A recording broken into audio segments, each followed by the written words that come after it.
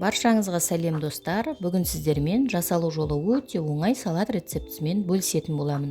Міндетті түрде жасап көріңіздер. Бізге қажетті заттар: салат жапырағы, консервіленген ананас, жұмыртқа, тауық еті, консервіленген жүгері және майонез. Ең әуелі ыдысымызға жуылған салат жапырақтарын турап салып, үстіне піскен тауық етін турап саламыз. Тауық етін суға пісіретін кезде міндетті түрде жарты шай қасық тұз салуды ұмытпаңыз. Сонда біздің тауық етіміз өте дәмді болып шығады.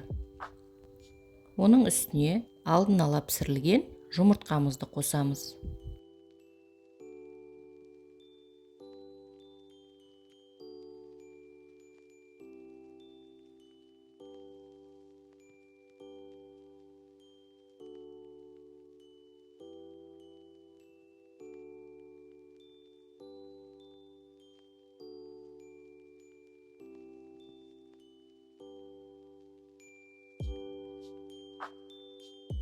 Бұдан соң салатымызға консервіленген жүгеріні саламыз.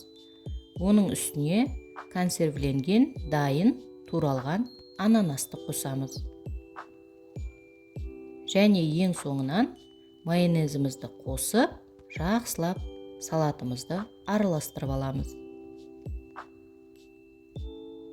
Одан соң дайын салатымызды 1 сағат тоңазытқышқа бетін жауып жібереміз.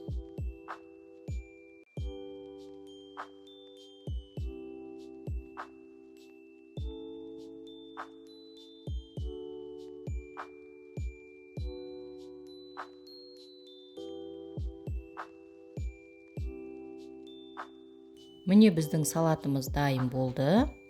Енді ыдыстарымызға салып, дастарханға ұсынуға болады. Осындай керемет, дәмді, жеңіл, жасалу жолы өте оңай, керемет салат болып шықты. Міндетті түрде жасап көріңіздер, жақындарыңызды қуантыңыздар. Каналыма тіркеліп қоюды ұмытпаңыз. Лайк басып, комментарий қалдыруды да ұмытпаңыз. Ас болсын, сіздермен болған Шекер.